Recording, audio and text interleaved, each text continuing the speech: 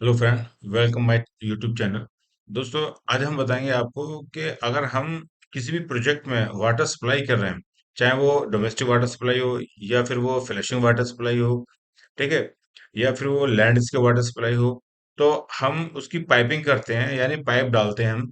तो रोड के अगर हम लॉन्गिट्यूडनल पाइप डालते हैं, तो उसका क्या डिटेल होना चाहिए, किस तरह से डालते हैं, और रोड को, उन पाइप को अगर हम रोड से क्रॉसिंग कराएं, 90 डिग्री पे क्रॉस करके ले जाएं, तो किस तरह से जो है हमें पाइप लेइंग करना चाहिए, या हम कच्चे में, यानी ना तो रोड है ना कोई पक्का है, हम मिट्टी के नीचे, सिंपल हमारी मिट्टी है, उसके नीचे हम, अगर हमने वाटर सप्लाई पाइपलाइन लेके जानी है, तो उसमें क्या डिटेल होना चाहिए, किस तरह से डालना चाहिए, इसी के बारे में, 3 केस के बारे में हम आपको बताएंगे। ये वीडियो बहुत इंपॉर्टेंट है, क्योंकि हर प्रोजेक्ट में वाटर सप्लाई कराई जाती है, रेसिडेंशियल प्रोजेक्ट हो, चाहे वो इंडस्ट्रियल प्रोजेक्ट हो, ठीक है, चाहे वो रोडवेज हो, हाईवे हो, कहीं भी हम अगर पाइपलाइन डालते हैं, तो सब जगह जो है काम आने वाली चीज है ये। तो बहुत इंपॉर्टेंट वीडियो है ये, आप ध्यान से देखना और स्किप बिल्कुल मत करना। तो चलिए शुरू करते हैं। देखो, केस वन में क्या दिखाया है। केस वन में हम क्या जानेंगे कि केस वन के अंदर में यूपीवीसी पाइप या एसडीपी पाइप को हम लेके जा रहे हैं लॉन्गिट्यूडनल।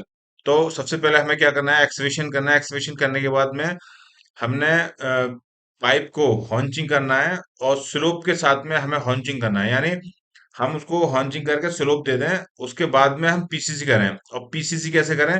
पीसीसी का जो हमारा डेप्थ है वो 150 होना चाहिए, ताकि जो है ऊपर से कोई भी लोड आए तो ये पाइप हमारा ब्रेक ना हो, यूपीवीसी पाइप या एसडी पाइप हमारा ब्रेक ना हो। इसकी थिकनेस 150 mm है। ये जो हमारा पाइप है, ठीक है, इसका ऑफसेट की थिकनेस जो होनी चाहिए, वो पीसीसी की कंक्रीट जो हम डालते हैं वो 100 mm इधर और 100 mm इधर होने चाहिए, 100 mm 100 mm होने चाहिए, और 100 mm ही ऊपर होने चाहिए।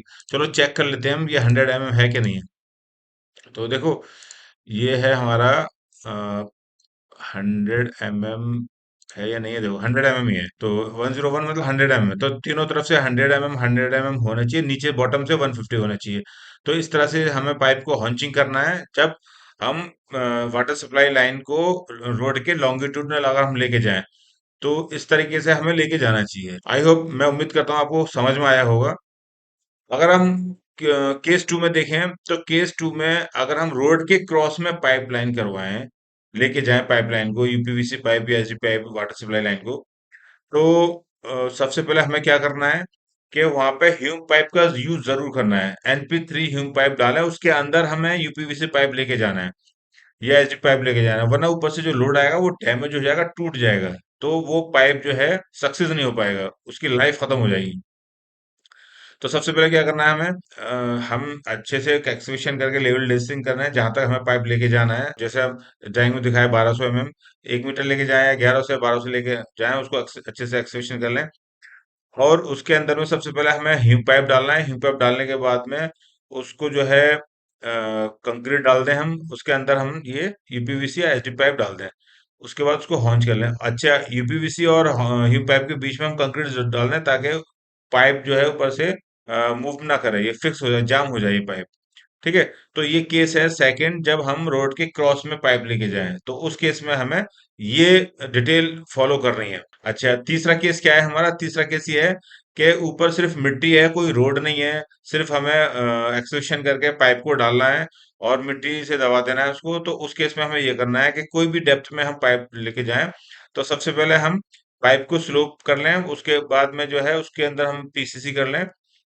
पहले पीसीसी, थोड़ा सा पाइप को उठाना पड़ेगा हमें, ताकि नीचे अंदर कंक्रीट चली जाए, पीसीसी चली जाए, ठीक है। और ऐसे ही ऑफसेट में इधर भी ऑफसेट लेके रखें, इधर भी ऑफसेट ले रखें। पाइप को हम जो है जैसे मिट्टी से, अर्थफिल से दबा दें उसको, मिट्टी जो है उसके ऊपर डाल दें, और उसके ऊपर जो एक्सकेवेटिव मटेरियल है उसको डाल दें।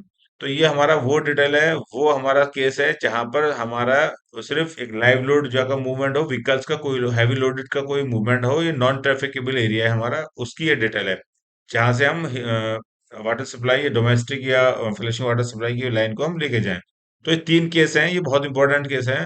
हर प्रोजेक्ट में ये यूज होते हैं, चाहे वो इंडस्ट्रियल प्रोजेक्ट हो, चाहे हमारा वो रेसिडेंशियल प्रोजेक्ट हो। तो अगर आपको मेरी ये वीडियो अच्छी है लगी है, तो लाइक और सब्सक्राइब जरूर करें। चलिए अगले वीडियो में मिलते हैं। थैंक यू, धन्यवाद।